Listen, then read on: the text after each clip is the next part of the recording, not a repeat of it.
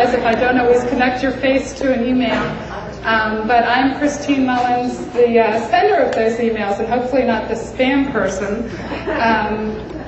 I'm the Executive Director of the Instructional Technology Council, and we're happy to be the hosts of this conference and really enjoy seeing you every year, and especially this year, which is so beautiful with we're competing with the beach. So luckily the sun is down, so we're not competing so well anymore, and you are all here, and thank you for coming.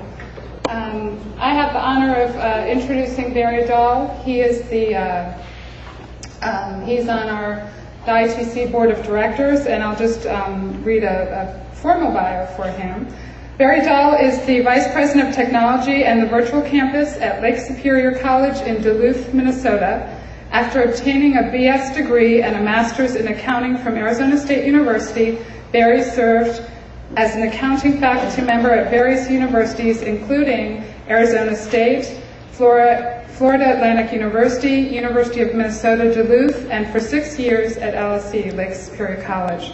He left the faculty ranks after 17 years to become the Senior Administrator in charge of online learning at LSE. As Chief Information Officer of the college, Barry has primary responsibility for the Computer Services Department, Web and Information Services, and the Virtual Campus, or LSE Online. Previously, he chaired the IMS of the Future selection process for the Minnesota State Colleges and Universities, and also spent 2 years as chair of the Executive Committee of the Minnesota Online Council. He proudly serves as the North Central representative on the ITC Board of Directors. And when he sent this email to me when I asked him for his bio, he said, 17 below 0 today. Can't wait for Florida. So we are really glad that he came, and thank you very, very for being our opening keynote presenter.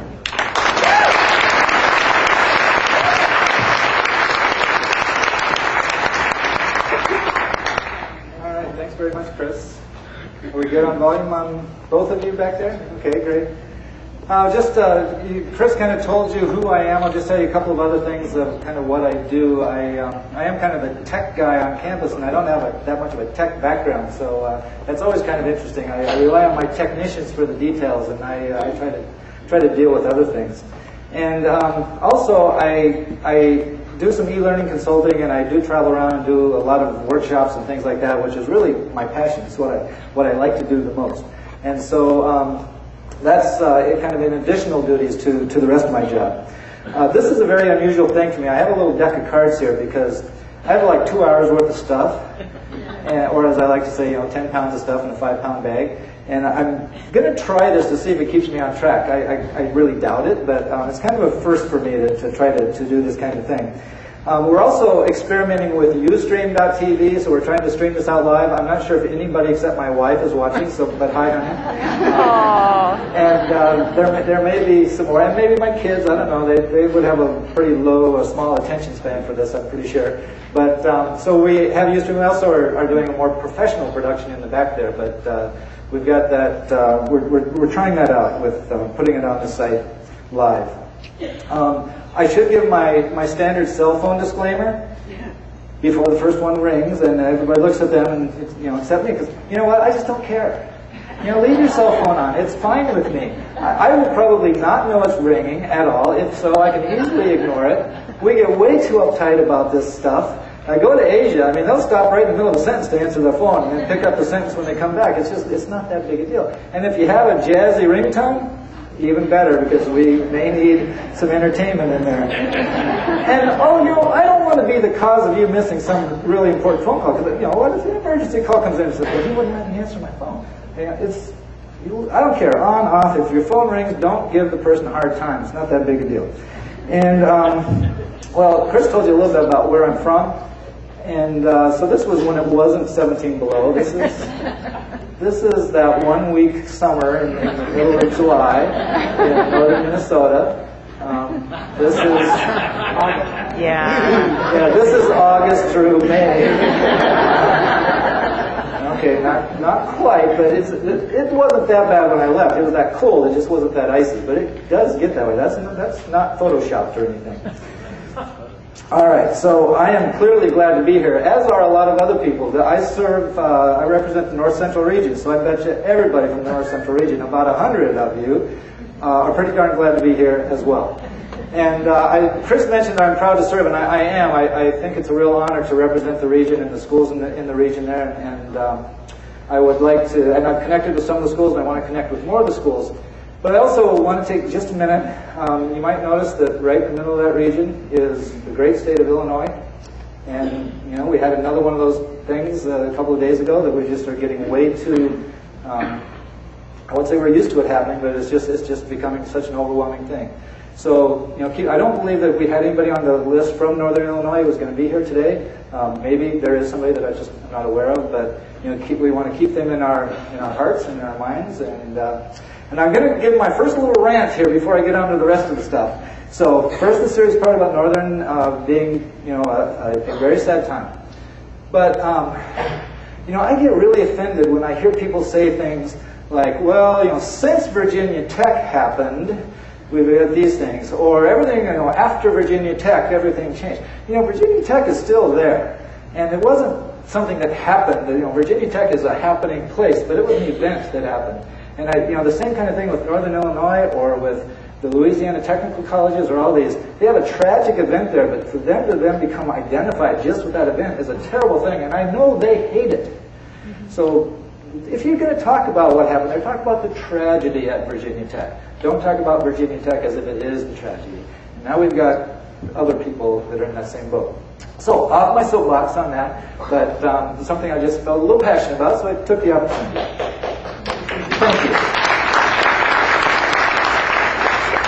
And another thanks, you have student response systems, little response cards that we're going to use quite a bit in this session, actually, on the myths of e-learning.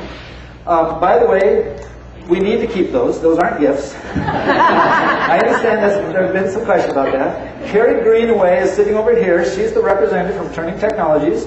So those are Turning Point response systems.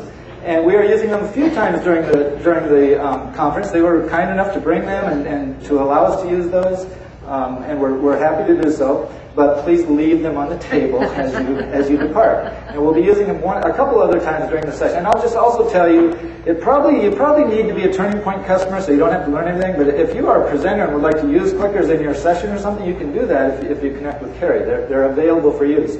But I would say if you aren't familiar with them, you probably don't have time to learn it between now and your session. But really appreciate them, and she'll have a vendor booth in the exhibit hall, so please stop by and find out more about what they're doing. With that, we're going to move into, you can go ahead and grab a response card because we're going to move into some questions. Now I've got a couple of warm-up questions so you figure out how the response cards work and all that, but then we're going to get into some of the questions about potential myths about e-learning, and I'll tell you in a second why I even went down that road. So this question, you can go ahead and vote just by pressing a 1, 2, 3, 4, or 5 on your response card. They're on. You don't need to do anything else. But just to let us know where you come from. This may not capture everybody, so I did throw an other on there. But and also in Minnesota, in our system, a college is a 2-year school, and a university is a 4-year school. We don't have to worry about it. When we say college, we know what we're talking about. And same thing. So if you come from a 2-year school, pick number 1. And, you know, of course, 4-year schools, I don't know how I can get a master's degree in 4 years, but, you know, that would be the bachelor's, master's, and whatever is going to be in the university category. Even if you call yourself a college, you know, select that one on here. And so we've got almost 150 responses, so I'm thinking I've got a few people out there that I'm waiting on. And so this is just your little practice question here. All right, good enough. I'm going to go ahead and close. Well, they're still coming in fast and furiously. All right, we're gonna go ahead and cut it off. This is just a warm-up anyway. You get to play in the real game here in just a minute. All right, so you can see that we've got a large number of people from colleges, a fair number from universities, and I've got a few of those others in there as well. Here's another question for you. Your primary role, and I know again not anything specific in here, but faculty is pretty clear, but if you're an instructional designer, instructional technologist, that kind of an instructional support position, check that one. Other support would be administrative support, technician type support, those things. Check that one. Administrator, and whatever else. Category number 5. So just kind of let us know what kind of role you play in your organization. And we're pretty close to the same number, so I'm going to go ahead and say okay. By the way, it's totally anonymous, right? Because we haven't connected these up, so I don't know what I won't be able to come back and say, you're the one who said that, this kind of thing. But that's one of the beauties of these, is you can connect them to a particular person. So for example, you can integrate responses directly into a virtual learning environment with the response systems and that sort of thing. We're not doing that here. These are just little fun, quick questions. And we have a response there. So we have a lot of administrators. That's because they have the budgets. Guilty as charged. And so that's good. That's a real good mix. And I have one more warm-up question for you.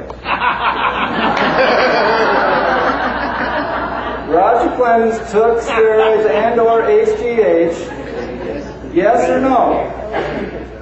Or you can choose option 3 if that fits more in with your line of thinking. Well, good. 60%. Who cares?